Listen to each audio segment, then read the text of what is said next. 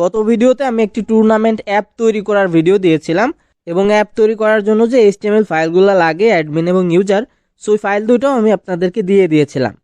So আমি প্রথমে আপনাদেরকে আমার ইউজার প্যানেলটা দেখাই। সো এইটা হচ্ছে আমাদের ইউজার প্যানেল। আমার অ্যাপের নাম ছিল FF ক্যাশ ব্যাটেল। যারা ওই ভিডিওটা দেখেন নাই, ওই ভিডিও দেখে আসতে পারেন। ওই ভিডিওতে আমি অ্যাপের ডিটেল বলেছিলাম কী দিয়ে কী করতে হবে। সো আজকে আমাদের মূলত উদ্দেশ্য, অনেকেই কমেন্ট করছেন যে ভাই আমরা ফায়ারবেস সেট আপ করতে পারতেছি না। সো আজকে আমি ফায়ারবেস সেট আপটা দেখাবো কীভাবে আপনারা এই অ্যাপের মধ্যে ফায়ারবেস সেট আপটা করবেন। সো ফায়ারবেস সেট আপ করার জন্য আমাদের প্রথমেই যে জিনিসটা লাগবে আমি একটু দেখাই, যেইটা দিয়ে আমাদের অ্যাপটা কানেক্ট থাকবে ফায়ারবেসের সাথে, সেটা হচ্ছে ফায়ারবেসের API। সো APIটা আপনারা সেট করে নিতে হবে আপনাদেরকে। সো এইখানে যে APIটা আছে, আমি যে ফাইলটা দিয়েছিলাম ওইখানে আমার APIটা লাগানো আছে। আপনাদের এই যে APIটা আছে এই APIটা চেঞ্জ করতে হবে। আপনারা যদি এখানে চেঞ্জ না করেন, আমার API দিয়েই কাজ করেন, তাহলে আপনারা কাজ করতে পারবেন না। সো সেজন্য আপনাদেরকে এই APIটা চেঞ্জ করতে হবে। সো এই API কিভাবে আপনারা পাবেন? সো এই API পাওয়ার জন্য আপনাদেরকে প্রথম এই যে কাজটা করতে হবে, এইখান থেকে ব্যাকে আসতে হবে। ব্যাকে এসে এখানে চলে যাবেন ক্রোম ব্রাউজারে। ক্রোম ব্রাউজার থেকে আপনারা সার্চ করবেন console.firebase.google.com। এইটা লিখে এখান থেকে সার্চ করলে আপনাদের কনসোল পেজে নিয়ে আসবে। এখানে আপনাদের দেখেন আমার যে APIটা আমি সেট করছিলাম, এটা হচ্ছে আমার একটা প্রজেক্ট, আমি টেস্ট করার জন্য এটা রেখেছি। এইটার ফাইলটা আমি আপনাদেরকে দিয়েছিলাম। দেখেন এইখানে যে APIটা আছে এই APIটা আমার ওইখানে সেট করা। এখন আপনাদের এই APIটা পেতে হবে। সো এই API আপনারা কিভাবে পাবেন এবং কিভাবে ফায়ারবেজে প্রজেক্ট তৈরি করবেন, সো সেইটা দেখাবো। প্রজেক্ট তৈরি করার জন্য এখান থেকে ক্রিয়েট এ নিউ ফায়ারবেস প্রজেক্টে ক্লিক করবেন। তারপর এইখানে আপনাদের প্রজেক্টের নাম দিতে হবে। প্রজেক্টের নাম আপনি দিবেন আপনার অ্যাপের যে নাম থাকবে সেই নামটাই দিয়ে দেবেন, তাহলে পরবর্তীতে আপনার এই প্রজেক্টটা খুঁজতে আর সহজ হয়ে যাবে। আচ্ছা, আমরা এখানে আমাদের প্রজেক্টের নাম দিচ্ছি FF ক্যাশ ব্যাটেল। তারপর নিচের এটা টিকমার্কটা অফ করে দিয়ে এখান থেকে কন্টিনিউতে ক্লিক করতে হবে। তারপর আবার এটাকে অফ করে দিয়ে কন্টিনিউতে ক্লিক করতে হবে এবং এইখান থেকে এটা অফ করে দিয়ে ক্রিয়েট প্রজেক্টে ক্লিক করতে হবে। এখানে ক্রিয়েট প্রজেক্টের একটু সময় নেবে ফায়ারবেস এই প্রজেক্টটা ক্রিয়েট করতে।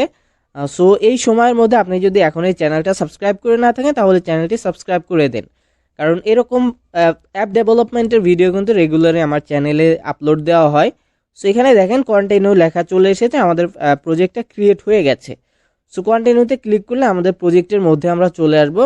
এখানে দেখেন FF ক্যাশ ব্যাটেল নামে আমাদের প্রজেক্টটা কিন্তু তৈরি হয়ে গেছে। এবার উপর থেকে 3 লাইনে ক্লিক করতে হবে।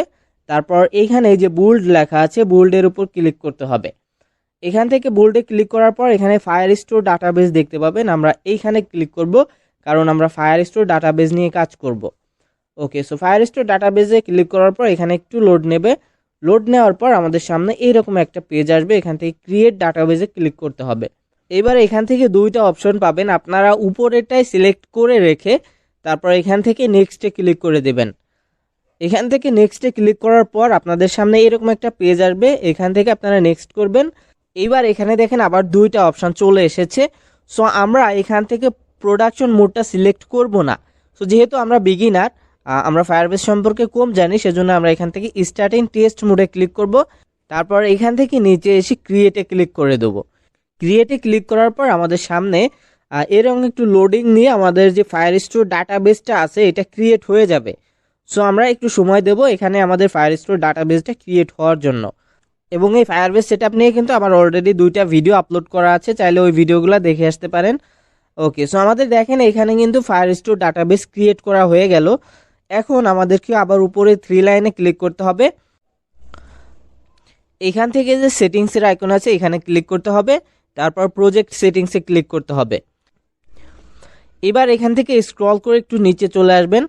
তারপর এখানে যে কোডের মতো আইকন আছে এই কোডের আইকনে ক্লিক করতে হবে অ্যান্ড্রয়েডের আইকনের পাশে।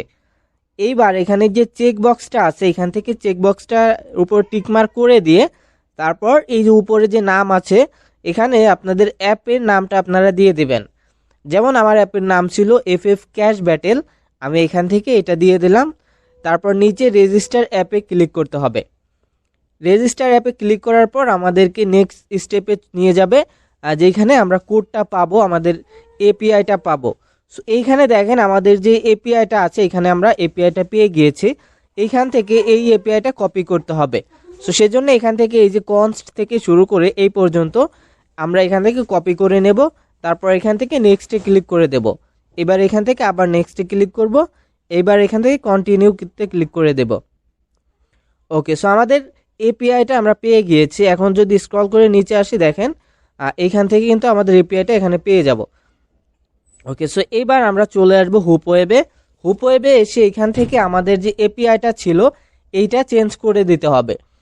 সো এইখানে হচ্ছে আমার এপিআইটা আছে। আপনারা যখন এই কোডটা নেবেন, ফাইলটা নেবেন, তখন কিন্তু আমার এপিআইটা এখানে থাকবে। আপনারা আপনাদের এপিআইটা এখানে দিয়ে দিবেন, বসায় দিবেন, তারপর এখানে রিপ্লেস করে দিবেন।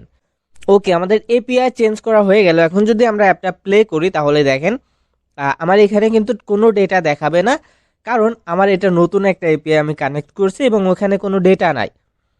সো এবার আমরা অ্যাডমিন প্যানেলের কাজ করব। অ্যাডমিন প্যানেলে এসে আমরা এখান থেকে সেমভাবে আমাদের এপিআইটা চেঞ্জ করে নেব।